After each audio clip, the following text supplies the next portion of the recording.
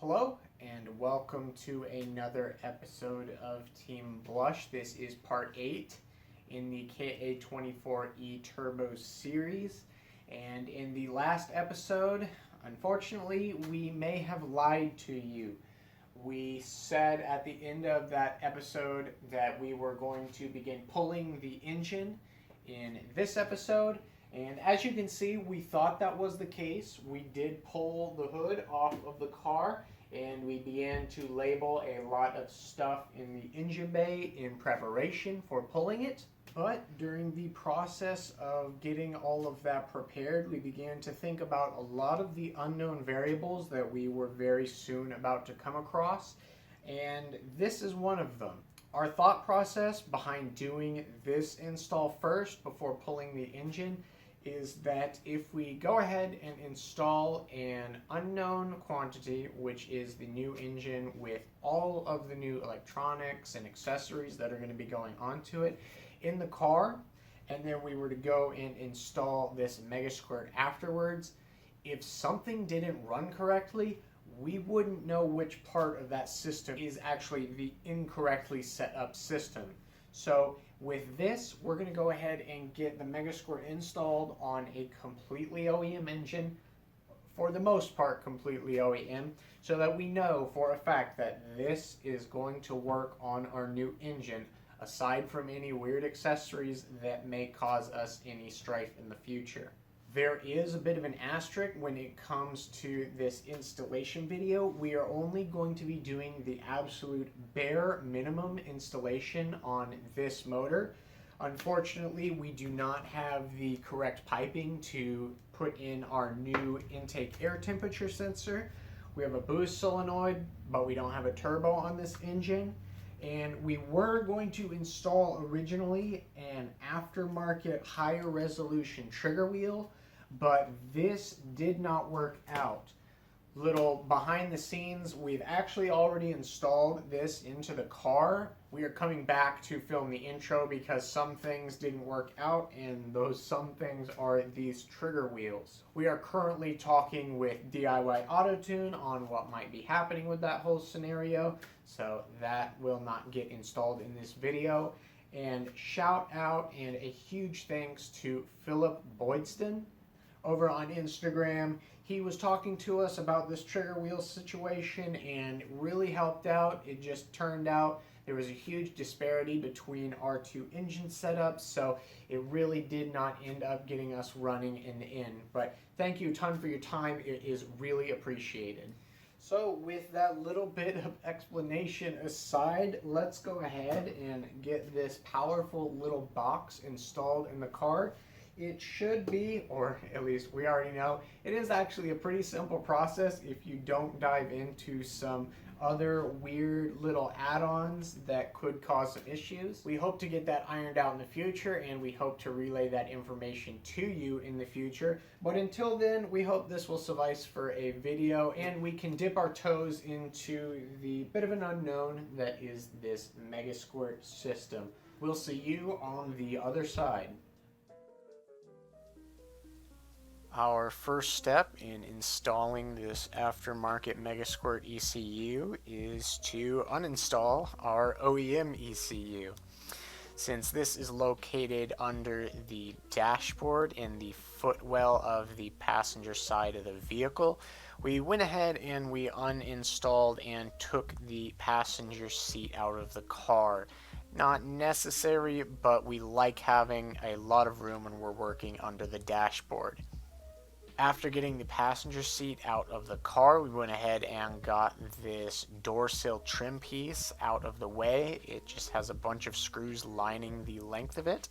And with that trim piece aside, we get access to this little trim piece underneath the dashboard. It's just a couple of screws and bolts. Make sure to take off the connector for the light, and you get full access to your ECU. With full access to that OEM ECU, you'll find two bolts mounting the brackets that hold the ECU to the side of the little footwell here. and then there is one bolt holding the harness connector onto the actual ECU itself.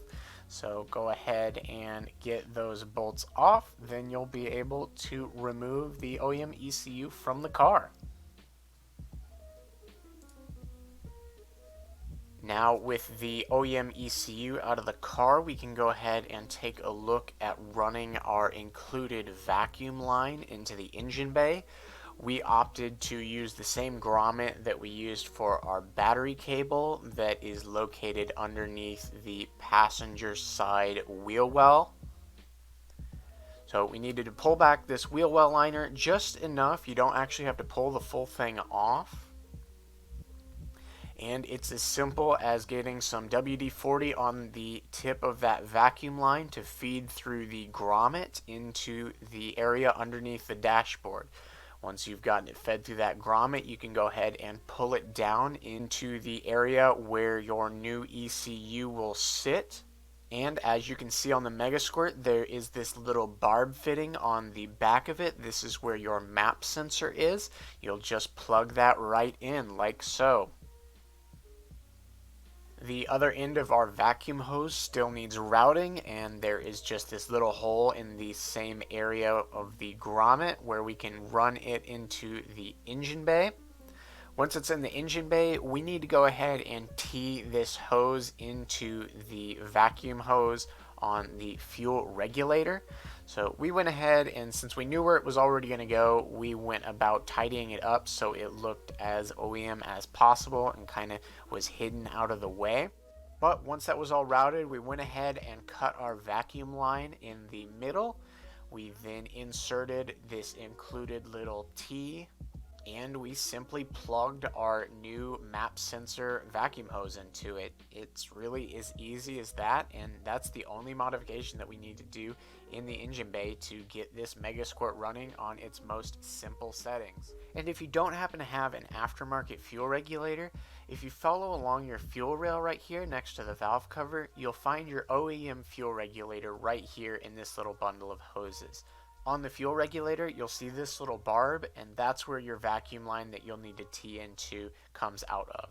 The Megasquirt uses a serial cable to communicate with your laptop. So we're going to go ahead and get this connected because this is going to be on the back side where we won't be able to see it once we connect our wiring harness plug to the Megasquirt. The wiring harness plug does need to be bolted down to the Megasquirt, so make sure that it is nice and snug when you are installing it. In order to make sure that that plug is properly seated, just go ahead and key your car on. Then you should be able to see this little LED on the bottom side of the Megasquirt. And with that, we're ready to go ahead and begin connecting our laptop to our Megasquirt. Like us, if you are using a more modern laptop, you're more than likely not going to have this serial connection to go ahead and connect your laptop to the Megasquirt. Luckily, DIYAutoTune sells this little adapter kit so that you can go ahead and adapt that serial connection to a USB connection for your more modern laptops. Now, you can find these adapters for cheaper than DIYAutoTune is selling them, but keep in mind there is a disparity between the chipsets of some adapters that you'll find online for cheaper. It's best, if you're going ahead and buying this Megasquirt kit, just buy the DIYAutoTune adapter. You'll know that it's going to work without any issues for you when you are getting this all set up. As you just seen there, that little disc was the drivers that you need to utilize that adapter on your laptop. We personally do not have a CD tray on our laptop, so we will be downloading these from the internet, and we'll show you how to do that here in just a little bit. This little USB stick provided in the Megasquirt kit contains the instructions that you would use for installing your Megasquirt, as well as it contains the files that you would use to connect your Megasquirt to your laptop. But we are instead going to be downloading these files from the internet so that we get the most up-to-date versions of this software. The serial to USB adapter will just get plugged into the end of your serial cable like so. And you could go ahead and plug this straight into the laptop if you'd like, but in order to keep a lot of weight off of that USB connector on the laptop, we're going to go ahead and utilize this little length of USB cable that is provided with the kit as well. We just plug that into the USB side of the adapter, and then we'll go ahead and plug it into the laptop. With that, we're ready to jump into the desktop of the laptop so that we can go ahead and download the software that you'll need to interface with your Megasquirt. The first thing we're going to look at here on the desktop is just this folder where we put the contents of that USB drive that was provided by DIYAutoTune. And like we said, this just has the instructions for a lot of different models of vehicle that had the KA24ET engine in it. There's also a general installation file that has a lot of information about Megasquirts in general. And there is that MSPnP2 setup file. That is the file that you can use to install the software that we're going to be installing here, but instead we're going to be going to the internet to get the most up-to-date versions of that software. First, we'll go ahead and head over to DIYAutoTune, and right on the Google page you can see that there is a software and downloads link. We'll go ahead and click that. That will take us to the software and downloads portion of DIYAutoTune's page. With that, we'll scroll down. We'll get rid of this little pop-up. We'll scroll down until we see the drivers for other DIYAutoTune.com offered hardware. And we want this file here. This pertains to the USB adapter that we need to bridge the connection between our serial Megasquirt and our laptop. With that downloaded, we can head back over to Google and type in Tunerstudio to pull up the Google listing. You'll see right here underneath EFI Analytics Tunerstudio the downloads link. That will take us to their downloads portion of their website. Scroll down and we'll see this portion for Windows XP, Vista, Windows 7, Windows 8, and Windows 10. This is where we want to figure out what we need to download. In regards to the Tunerstudio program itself, there is only one version, so we'll go ahead and download that. But then you'll notice that there are 4 different MegaLogViewer versions. This pertains to what version you honestly want to purchase. You can see the MS version or the HD version, and then with those versions there's also a 32-bit or a 64-bit application that you can download. Now if you don't know what this means, or if you don't know which version you need, just head over here to the lower left hand corner, type in System, click on this, and this will bring you to the system information of your computer. Right here then you will see whether or not you have an X64, a 64-bit system, or an X86, a 32-bit system. I know that doesn't make sense, but if you see an X86, you will need to download the 32-bit version of that MegaLogViewer. Wait for that MegaLogViewer to download. Then we can go ahead and move over to this little folder icon next to your downloaded files. Click on it and that will open up the Explorer window where those files have downloaded. We will no longer need the browser, so we can exit out of that and pay attention to our Explorer window. The first file that we're going to be looking at in this Explorer window to get installed is our USB drivers for our little serial adapter. Since this is a zipped file, we'll need to pull this file out into the downloads folder like so. And from here we can right click on this CDM file, run it as administrator. A little black box will pop up on your screen for just a second and it will be installed to your computer. We can delete those files afterwards just so that we are keeping our downloads folder clean. Next we'll go ahead and get Tunerstudio installed with a double click and run. We'll absolutely read through this legally binding license agreement, accept it, and click next. We'll click next to save to the default folder. We'll click next to save it as its default name. We will want to create a desktop shortcut just so that it is easier to navigate to, and we will install it. Wait for this to install. We don't want to run this just yet because we still have to install MegaLogViewer. We'll click Finish, and we'll go ahead, delete Tunerstudio, and move on to our final MegaLogViewer. This is a lot of the same. We'll run it with a double click, read more of our license agreements, click Next, save default location, save as a default name, create that desktop shortcut, click Next, and install. Tick the box that we don't want to launch the program, and we can finalize installing MegaLogViewer. We're actually not going to be diving into MegaLogViewer in this video, but we did want to show you how to install the latest version.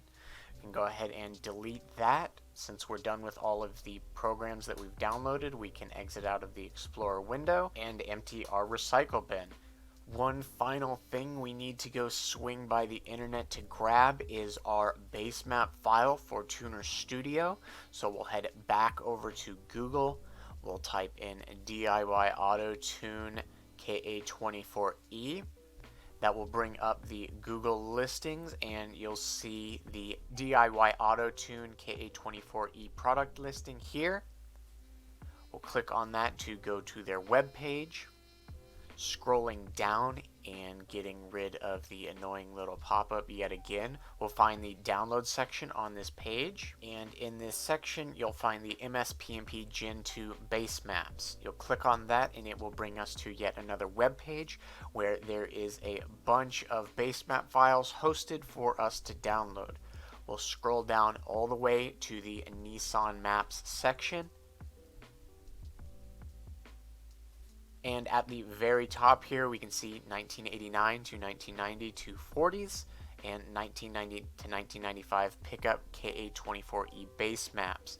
There are 3 different versions. We personally chose to use the most up-to-date version. We just click on it. It will download really quickly. Then we can go ahead and click on that folder icon to show that in our downloads folder. We no longer need to use the browser, so we can exit out of that. And finally, after all of that, we can go ahead and jump into Tunerstudio for the first time.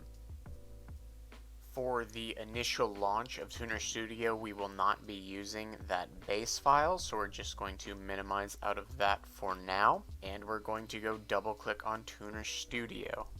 At this point, you should have your Megasquirt connected to your laptop via the USB cable, and your car should be turned on. Coming into Tunerstudio here, we want to create a new project. We are going to name this project file just something simple, KA24E initial startup should do. Underneath that, you'll see the project directory. That's where this file will be saved. Under project directory, there is firmware, and we need to go ahead and detect that. That will bring up a menu of ways for us to connect to our Megasquirt. You should see 2 options, an RS-232 port and a USB port. We want to use the USB port and click accept. And then we will go ahead and click next on this prompt. All of these settings in our most simple installation should be fine as they are, so you can click next. All of these communication settings should be fine as they are, so you can click next. This prompt here shows you different dashboards that you can use for the front page of your Tunerstudio program. You can only use the default unless you move to an upgraded version of Tunerstudio, so we will click next. Now, through that process, there may have been a few extra prompts that you will receive when you are initially setting up your Tunerstudio. There may be a prompt from Tunerstudio to ask if you want to update your firmware. We personally accepted the update to our firmware, and we have gotten our car running on the base map perfectly fine. So if you come across that, we think it is perfectly fine to go ahead and update that. With Tunerstudio set up and communicating properly with our Megasquirt, we're going to go ahead and save the project file. We'll then go ahead and close Tunerstudio because now we want to work with that base map that we downloaded earlier. we'll go ahead and double click the file for the base map. And then Tunerstudio will ask if we want to use an existing project or use a temporary project. We want to use an existing project, and we want to go and select our KA24ET initial startup project file. Now from here we can go ahead and start confirming that we are on the proper base map file, and we can go ahead and start calibrating some of our sensors and getting ready to set the base timing for our engine and Megasquirt. Let's go ahead and confirm that we are indeed on the correct base map for our engine. If we go up to Basic Load Settings and to the Engine and Sequential Settings tab, we can see that we are indeed running on a 4-stroke engine. We are running on 4 cylinders. We have 4 injectors. Our engine type is even fire. We have a 2400 cc engine size, and our injector size is 270 cc. If those settings are the same for you, that's probably a good indication that you are on the correct map for your engine. You may have noticed that your throttle position is currently in the negatives. We can go ahead and remedy that by going up to Tools and going to Calibrate TPS. You'll see a closed throttle ADC count, and you'll see a full throttle ADC count. To get the current for your closed throttle ADC count, simply keep your foot off of the accelerator pedal and press Get Current. To get the full throttle ADC count, go ahead and compress your accelerator pedal all the way to the floor and press Get Current. After that, hit Accept, and you will have a properly calibrated throttle position sensor. Finally, there are only 2 more sensors that we need to go ahead and calibrate before turning our engine over and getting the timing set for Megasquirt. We'll once again head up to the Tools tab here. We'll go all the way down to Unlock Calibrations. We need to unlock this sensor calibration menu, so we'll unlock that and click Burn. We'll move back up to Tools, and now we'll go down to Calibrate Thermistor Tables. Here we can go ahead and calibrate our coolant temperature sensor. We're going to set this on Fahrenheit, and in the documentation on the USB drive that you were given by DIYAutoTune, there are default values for this sensor. For our application, these were the values that we input before we went ahead and did a write to the controller. We then need to go to the sensor table and change it to air temperature sensor, and here are the values that we used for that before writing to the controller. Once we have written that data to those sensors, we can go ahead and lock our calibrations once again and burn that. And now we can finally look at getting our car running and our Megasquirt timed to our engine. Let's go ahead and confirm some settings before we go and set base timing. We'll head up to Ignition Settings. Then we can head down to Ignition Options / Wheel Decoder. In this menu, you'll see Spark Mode. This is set to Basic Trigger. That is what our OEM trigger wheel is going to use. And what we're going to be finding is our trigger angle / offset. We need to make sure our fixed advance is set to fixed timing, and we need to set our timing for fixed advance to 15 degrees. We'll go ahead and burn that. A great tool for helping us find our trigger angle / offset is up here in Tools and down here in Trigger Wizard. This menu will allow us to change our ignition offset angle on the fly while the engine is running so that we can get our spark / timing light signal synced up with our desired timing mark on our crank pulley. This is our little setup that we have going on to get our base timing set. With the provided 6-foot serial cable that came with the Megasquirt, the adapter, and that little USB cable, we were just able to get the laptop placed on a chair right next to the engine bay. If you're worried that your timing might be really far off, you can always go ahead and pop the fuse box in the engine bay and take out the fuel pump fuse. Unfortunately, with that method, you will have to get a friend in your vehicle to go ahead and crank the engine over while you look to see with the timing light where your timing is at. But it's better to be safe than sorry, and that is the method that we suggest for just double checking, making sure that your timing isn't super far off. Since we know that our timing is relatively on point, we're going to go ahead and look at our timing light. If you have an adjustable timing light, make sure that it is set to 0.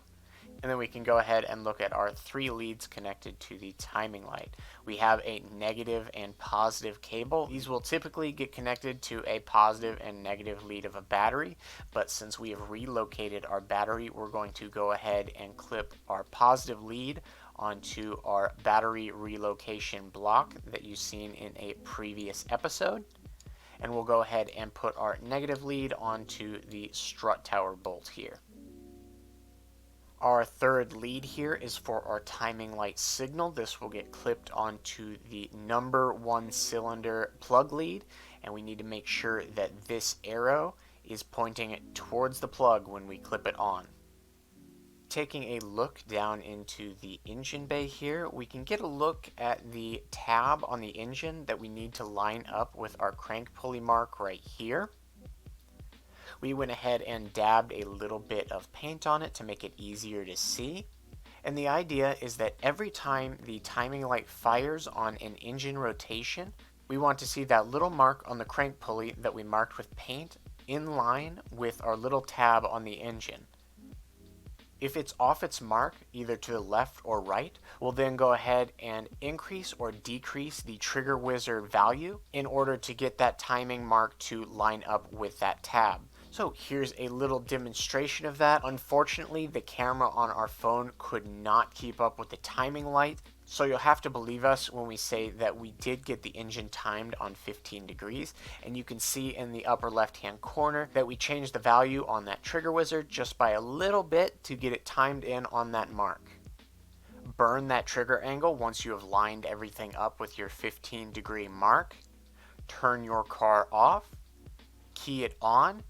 Then we can go into Tunerstudio, set our fixed advanced back to use table, and with that our Megasquirt will either advance or retard our timing based on the table that it has set. With that, the S13 is idling on base map, albeit rather rough, but it is a base map. At this point, you would probably look at going ahead and upgrading your Tunerstudio from the Lite Edition to the full purchased edition. With that full edition, you can go ahead and utilize the auto tuning function in cooperation with a wideband controller that you wire into the Megasquirt. We will be utilizing the auto tune function, and we will be installing this wideband controller and gauge in a future part, but we currently don't have the setup in the exhaust to utilize it at the moment. If you wanted, you could convert to a coil on plug setup with an aftermarket trigger wheel. You could go ahead and change out your crusty old intake air temp sensor for a more modernized GM variant. And if you already have a turbo, you can go ahead and electronically control that with a boost solenoid. And as most people know, you can make the car shoot fire and make your neighbors very mad with a launch control setup. The list goes on, the rabbit hole goes very deep. We hope that you found something informative in this video. Please do not follow this video step by step. Please do a little bit of research before following along with this part of the series. We really only followed the directions that DIYAutoTune provided. Otherwise, we're pretty much in the dark, same as you, in terms of how a lot of this stuff in this Megasquirt system works. It's better to be safe than sorry, especially with the price on some of these aftermarket components. If you made it to this point in the video, thanks a ton for watching, especially on this part. No, some of the stuff in this video was a little boring. Had to get a bunch of those little settings correct. But it was worth it now that we know that the S13 is running on the Megasquirt system. If you haven't followed us already, please consider going over to our Instagram at team.blush. We do a lot of behind the scenes stuff over there, and it is the best way to get into contact with us over there. We hope you are having a good day or night, depending on what time it is for you as you are watching this video. We hope to see you in the next part in the series. We're not going to say that we're going to be pulling the engine in the next part, but it's a potential. Who knows? We're going to be busy diving into our parts pile and mulling around in our head what we're going to be doing next. And until next time, we hope you take it easy.